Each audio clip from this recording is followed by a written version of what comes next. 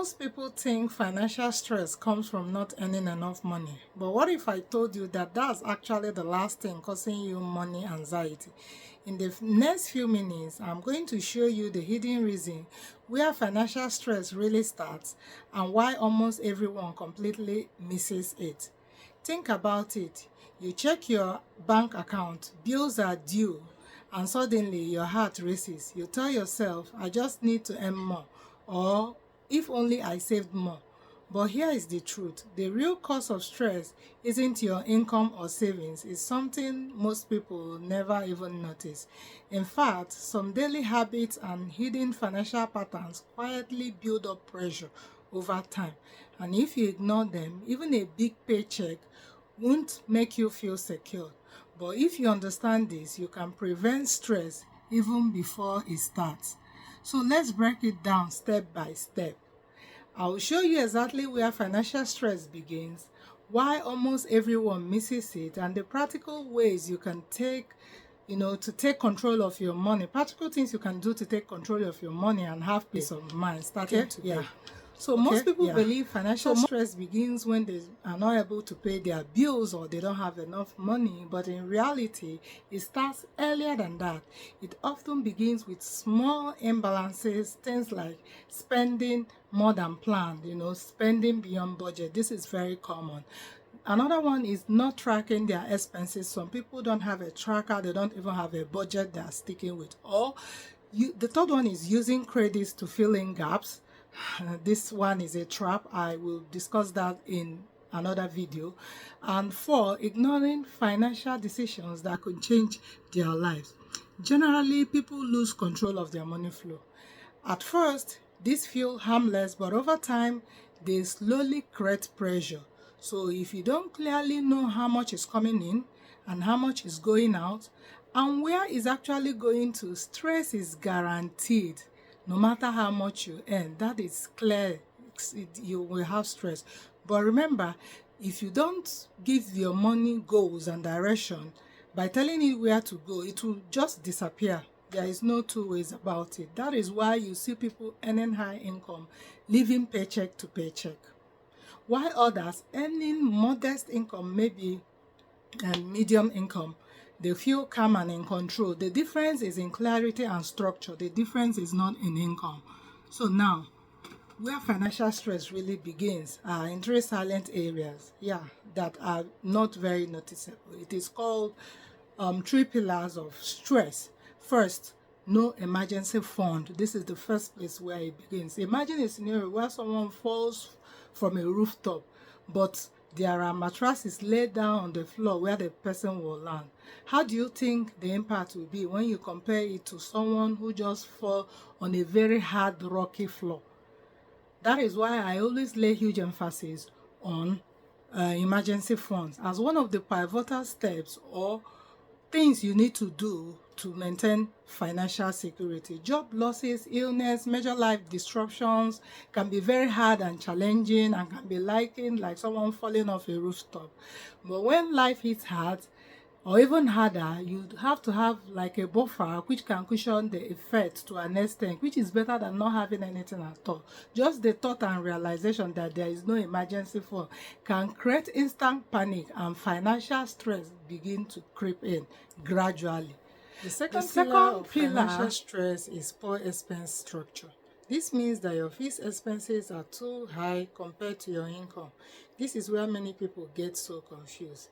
They may have a budget, but there are still imbalances or inefficiencies in how their expenses are managed, often resulting in excessive spending.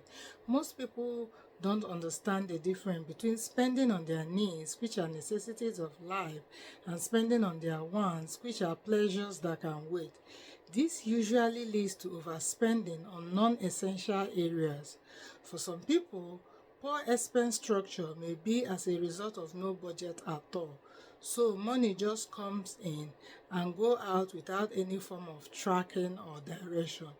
No spending plan, no strategy, no control to ensure that funds are allocated efficiently, no plans at all. So even the smallest financial shock throws everything off and financial stress jumps right in. The third one is when there is no protection system. The third one is when there is no protection system. Having no protection system is like someone who went for skiing or mountain climbing with all gears but no helmet, no harness, no safety ropes, and just hoping that they don't fall. One mistake can cost everything. Hope is not a strategy. Just like a climber doesn't survive on hope alone, you cannot rely on luck in your finances. Without proper insurance and income protection, every risk becomes a financial threat, and that creates constant mental pressure. There are situations.